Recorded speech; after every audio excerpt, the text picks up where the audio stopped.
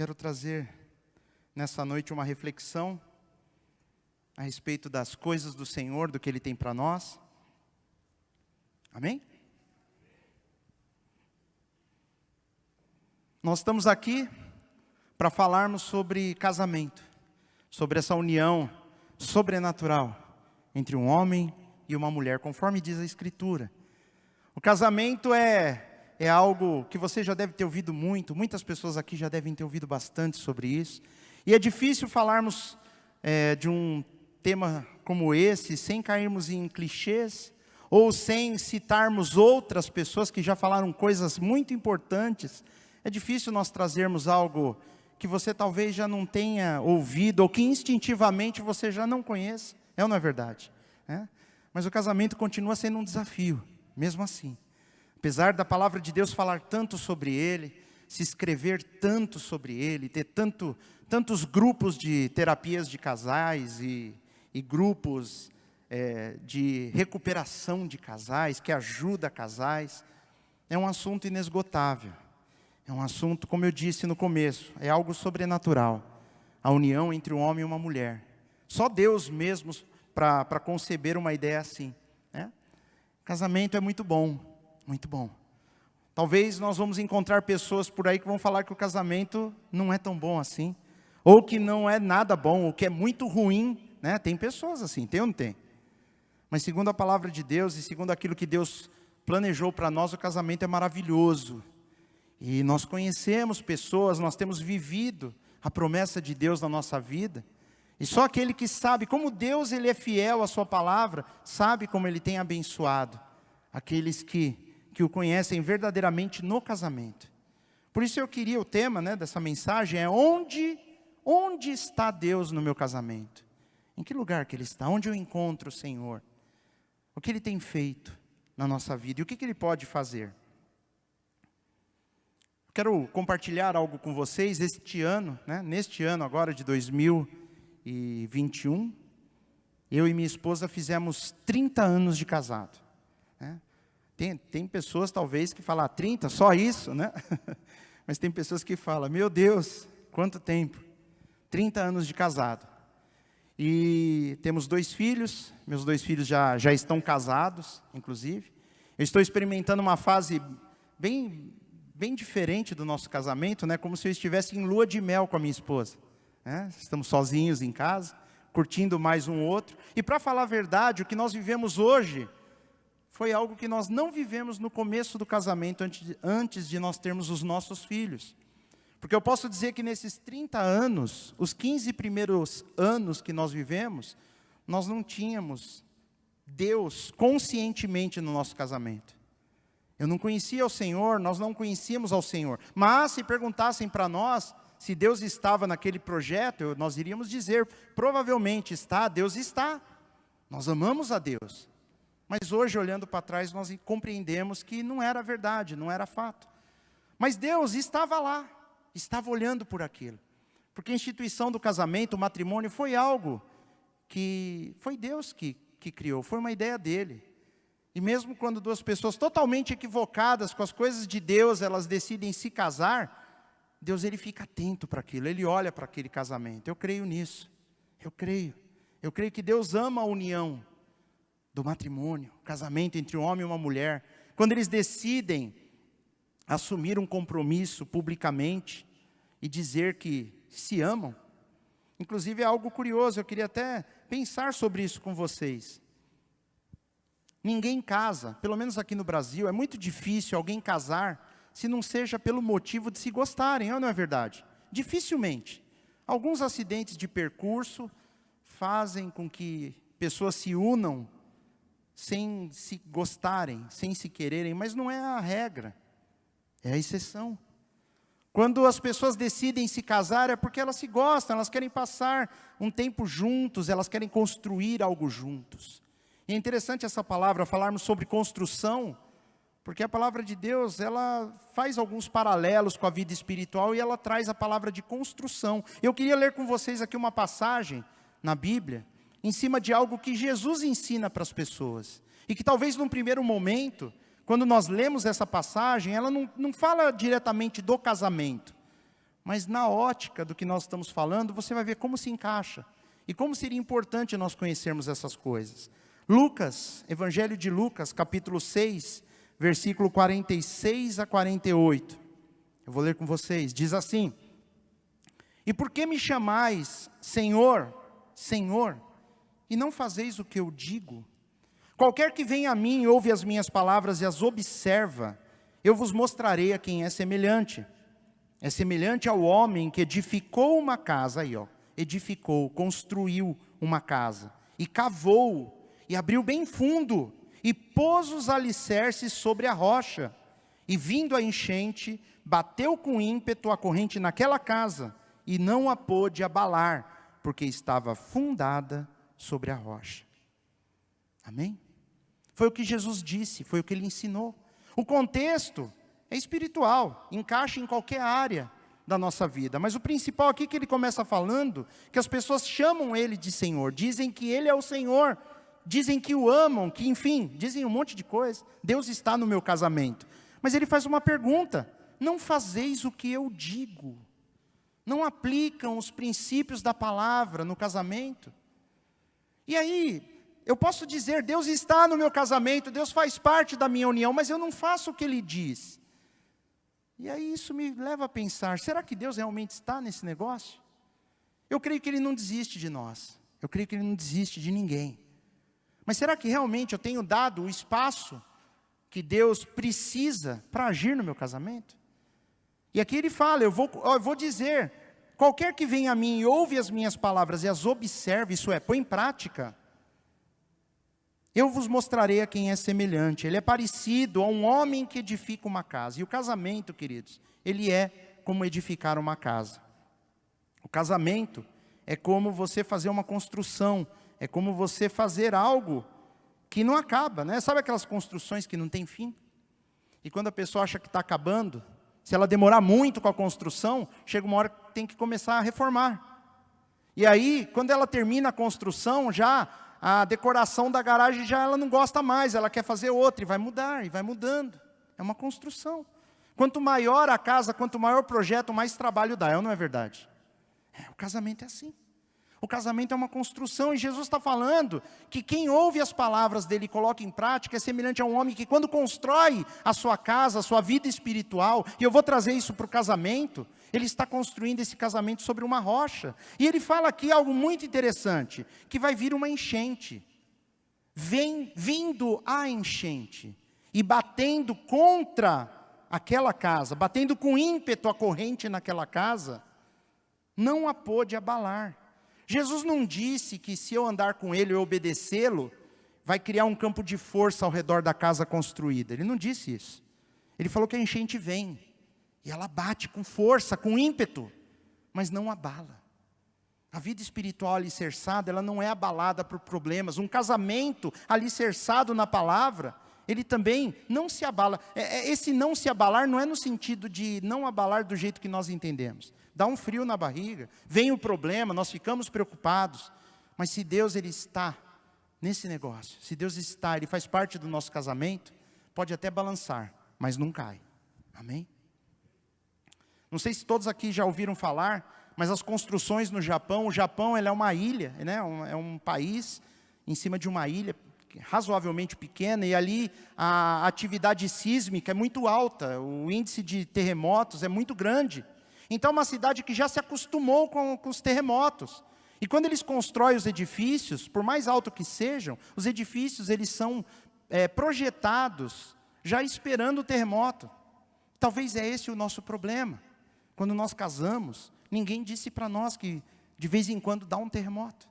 E se a casa não estiver bem construída e não estiver sobre a rocha, ela não resiste, ela cai. Mas lá no Japão, os prédios chegam a balançar.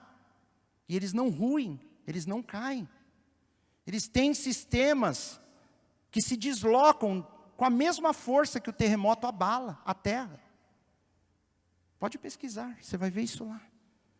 E é assim que tem que ser a nossa vida espiritual. Jesus está falando de prudência, mas Ele está falando de uma prudência sobrenatural e espiritual. Trazermos Deus para o nosso casamento. Através da obediência à palavra, eu tenho que conhecer o que diz essa palavra. onde a construção aqui do que ele diz, nós podemos dizer o homem prudente, ele vai construir o seu casamento sobre uma base firme, sobre uma rocha, porque vão vir problemas, quando os problemas vierem, vai bater com força, mas a casa é mais forte, o casamento é mais forte do que os problemas. Dizendo aqui para nós, não só com relação ao casamento, mas com tudo. Deus ele vai se manifestar num casamento onde Ele é adorado, onde Ele é obedecido, Ele vai agir através da sabedoria e principalmente do amor. Deus ele entra com sabedoria e Ele entra com amor. Nós temos que entender que Deus ele vai agir na nossa vida. Ele vai agir na nossa vida quando nós os buscarmos. Se nós tivermos amor que vem do Senhor, e se nós tivermos a sabedoria que vem do Senhor, o resto fica pequeno. Os problemas, eles praticamente se autorresolvem. Nós vamos saber, lógico, se você anda com Deus, você sabe que nada se autorresolve. Deus, ele cuida de nós. Nós vemos Deus cuidando da nação de Israel quando eles andaram pelo deserto. Depois, no final, eles descobrem que as sandálias deles não se desgastaram e a roupa não se estragou. É sobrenatural, Deus estava cuidando. Talvez durante a jornada, eles só viam motivos para reclamar, mas Deus estava ali, cuidando, sustentando. E meu querido, minha querida irmã, por mais que muitas vezes, em meio aos problemas conjugais, em meio às lutas, às dificuldades, dá a impressão que Deus não está ali, Ele está. Ele está. Principalmente se basta um dos dois buscarem esse Deus. E às vezes a pessoa fala, poxa, mas eu estou sozinho. Eu luto sozinho, meu cônjuge não colabora, ela não colabora, ele não colabora. Mas você nunca está sozinho, queridos. Nós temos o Senhor. O Senhor é o nosso maior aliado. Se Deus é por nós, quem será contra nós? Se Deus ele está do seu lado, o seu cônjuge pode se debater o quanto for, ele não pode resistir. Se você ama o Senhor, se você investir nesse casamento, se você injetar amor no seu cônjuge, mas ele não merece, é aí que entra a fé. A fé é a certeza de coisas que se esperam, a convicção daquilo que não se vê. E nós como cristãos, nós temos que pedir para Deus nos mostrar o nosso cônjuge, e nós temos que enxergá-lo pelos olhos da fé. Não como ele é agora, não como ela é, mas como nós a enxergamos. Porque nós temos um Deus poderoso, amém? Se eu creio num Deus que cura uma enfermidade, ou que ressuscita a Lázaro, eu posso trazer esse mesmo Deus para curar o meu casamento, para ressuscitar o meu casamento. É o mesmo Deus. Eu acho até mais fácil ressuscitar sentimentos mortos no coração do que a vida em si. Mas para Deus não tem difícil. Para Ele tanto faz. Lázaro, vem para fora. Ou falar para nós. Tem o casamento restaurado a partir de agora. Mas é fácil assim? Não. Por quê? Porque da mesma forma que a destruição de um casamento ela não acontece do dia para a noite, um casamento não acaba no dia que as pessoas se decidem a se divorciarem. Não é aí que acaba o casamento. O casamento acabou muito antes.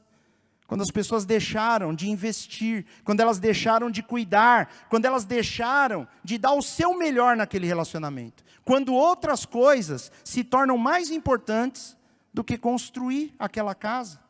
Quando é mais importante você dar atenção para qualquer coisa que não seja o seu parceiro de vida. O seu cônjuge é o seu parceiro de vida. Se alguém fizer algo para minha esposa, tem que doer em mim. Se não doer, tem algo errado. Tem gente até que perde a razão. Briga até, né? Eu estou dizendo na questão de defender, às vezes o indefensável. Às vezes a pessoa cometeu algo terrível, mas o amor é tão grande entre homem e mulher, que às vezes se encobre até. Foi isso que Cristo fez com a sua igreja, a sua amada. Ele morreu pelos pecados dela, é ou não é verdade? E a Bíblia fala que esse é o mistério do casamento, do matrimônio.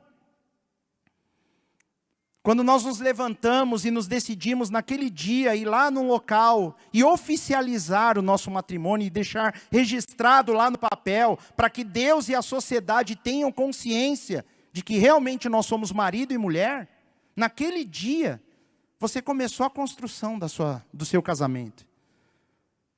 Tem gente que acha, pronto, agora está resolvido, e vai deitar numa rede e não vai fazer mais nada. Como se o casamento fosse se estruturar sozinho. Ou então eu faço a minha oração e Deus cuida de tudo. Não, não é assim que funciona, meu querido.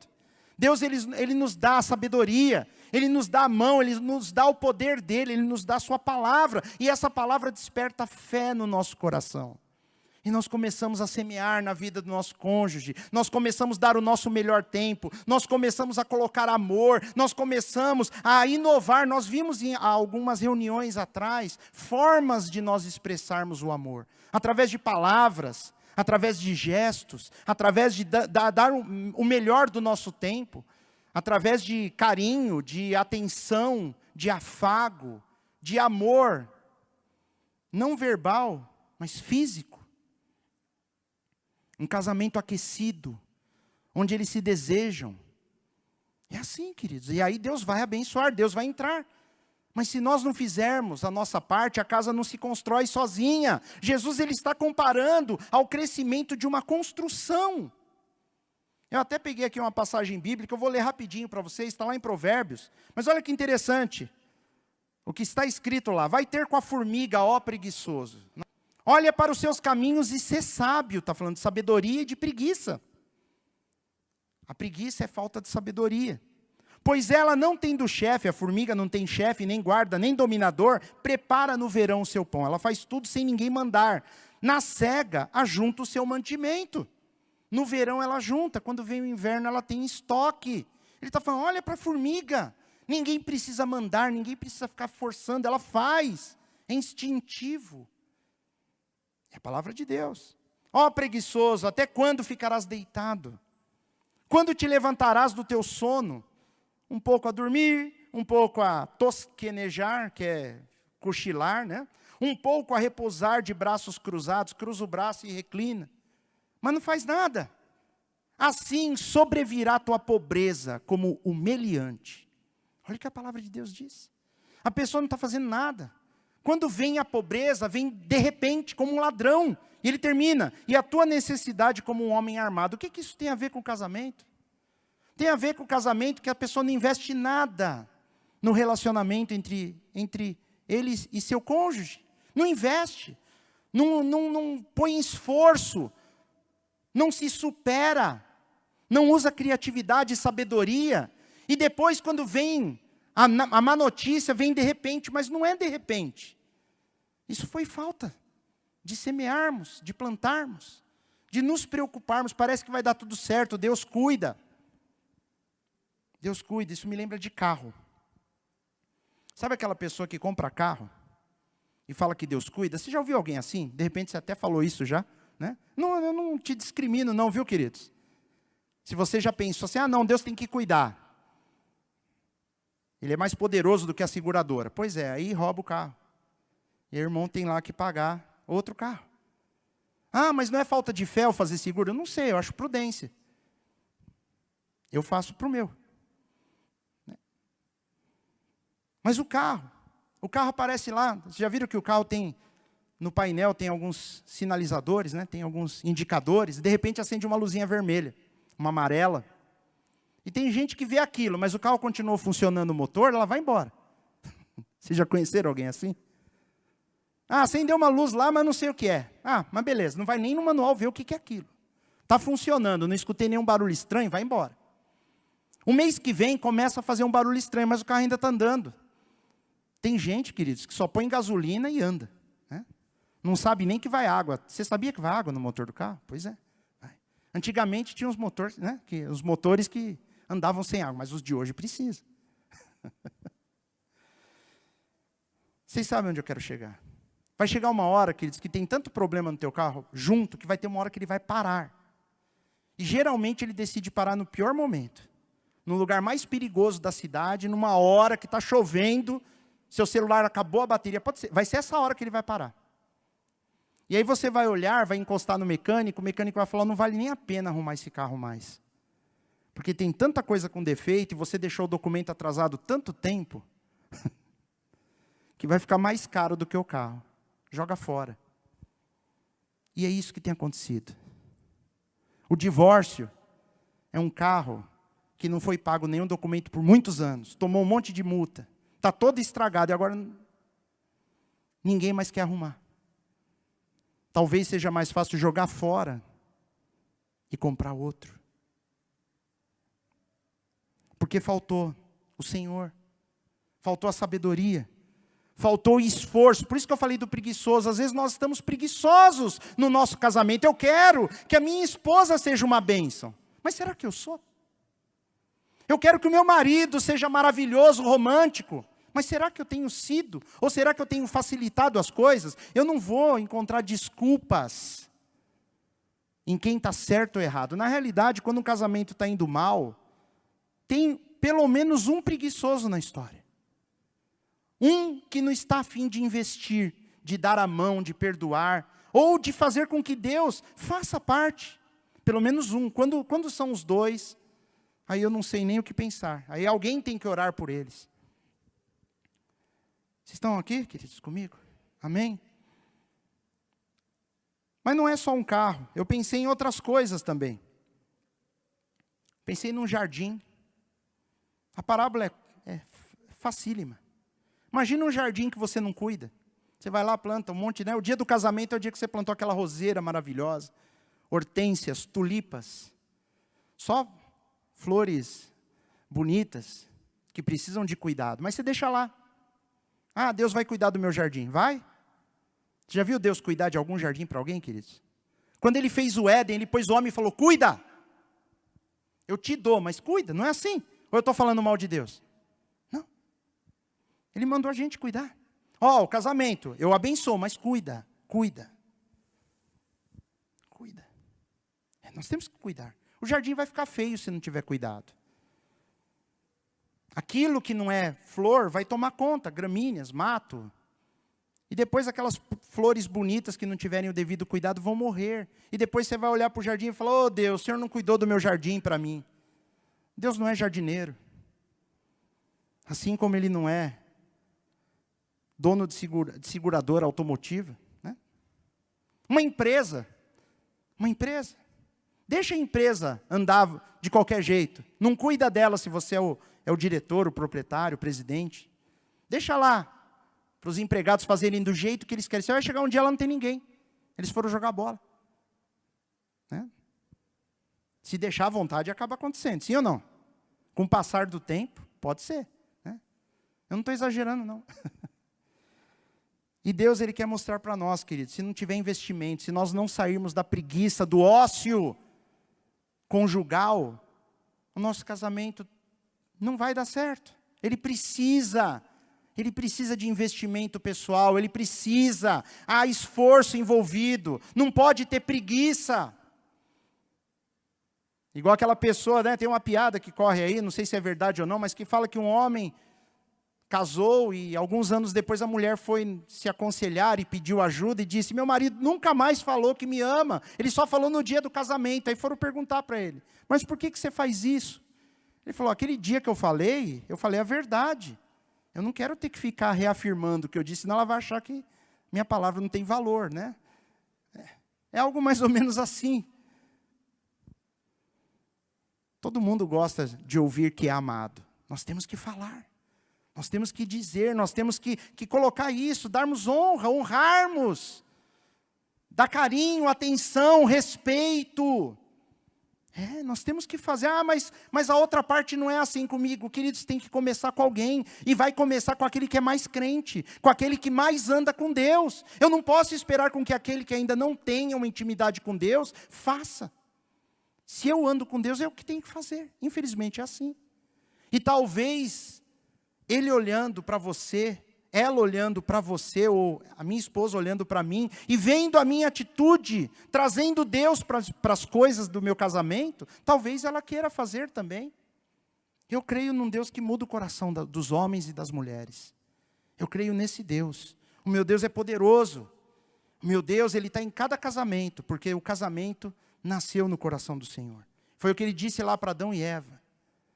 A hora que Ele trouxe Eva e apresentou para Adão, primeiro contato Ele falou, portanto o homem deixará o seu pai e a sua mãe, e unirá a sua mulher, e serão os dois uma só carne. A primeira menção sobre o casamento. Mas ele não falou, agora vocês podem fazer de qualquer jeito que eu vou cuidar. Não. Há uma responsabilidade sobre a nossa vida. Eu, como marido, eu tenho que zelar pela felicidade da minha esposa. Eu não casei, tecnicamente você não casou para ser feliz. Eu não casei para ser feliz. Nós casamos para fazer o nosso cônjuge feliz. É isso que Deus espera de nós. É uma incrível responsabilidade, mas é o que Ele espera de mim e de você. E nós temos que fazer o que for possível e o impossível para que o nosso cônjuge dê glória a Deus por ter casado conosco. Acho que não tem nada mais importante no mundo de saber que o seu cônjuge dobra o joelho quando ele vai falar com Deus e fala, Senhor, muito obrigado pela minha esposa. Muito obrigado pelo meu marido. Será que é isso que o seu cônjuge tem dito? Será que é isso que minha esposa fala de mim quando ela vai falar com Deus? É para nós pensarmos. Porque Deus, Ele está no casamento.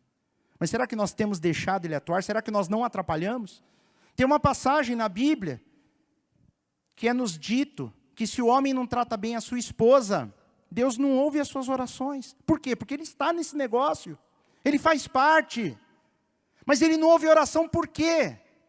Porque aquela pessoa ela está destruindo o seu casamento. E Deus, Ele, como diz a Bíblia, Ele odeia o fim de um casamento. Ele odeia o divórcio. Então, Deus Ele também não quer nada que destrua essa ideia que Ele pôs para abençoar os seus filhos.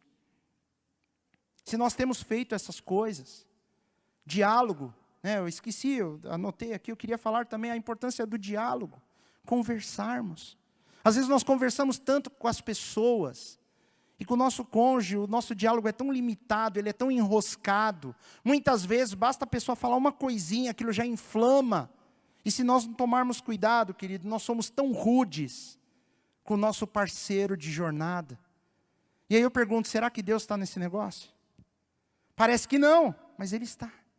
Ele está ali através do seu Espírito Santo, tocando nossos corações, e tentando trazer a razão de novo, e falar, seja amoroso, seja manso, converse, dê o seu ouvido. Isso não está na Bíblia, mas nós vemos acontecer. Quando eu não dou ouvido para o meu cônjuge, pode ter certeza que lá fora, com muita facilidade, alguém vai dar ouvido, é ou não é verdade? Se eu não dou atenção, alguém lá fora acaba dando atenção, que eu deveria dar. Se eu não sou carinhoso, é muito fácil aparecer alguém disposto a dar carinho, não é verdade, queridos? É. E Deus não quer essas coisas. Ele odeia essas coisas. O casamento é algo para refletir a glória dele para o mundo. É para ser um bom testemunho por onde quer que nós formos. Para a nossa família, aqueles que ainda não conhecem a Deus, talvez o testemunho do nosso casamento pode ser o motivo deles aceitarem a Cristo. Nós não sabemos, nós não temos ideia. Nós temos que aprender a pedirmos conselhos para Deus, porque Ele é o autor da sabedoria. Eu falei no começo, Deus, Ele vai agir no nosso casamento através do amor e através da sabedoria. Se nós não temos sabedoria, como diz Tiago, peça a Deus que dá a todos, com liberalidade. Ele tem prazer em dar sabedoria. Ele faz isso com alegria, Ele não vai jogar, né? Ele não vai cobrar da pessoa, não. Ele pede. Tem pessoas que vão se aconselhar com pessoas lá fora. Quando eu falo lá fora, pessoas que não obedecem à palavra de Deus. Pessoas que não obedecem, ela vai pedir conselho. Vai lá pedir conselho para uma pessoa que já destruiu o casamento dela, o que você deve fazer? O que eu devo fazer com o meu? Adivinha o que ela vai falar? É muito ruim passarmos por lutas, mas nós vemos Deus.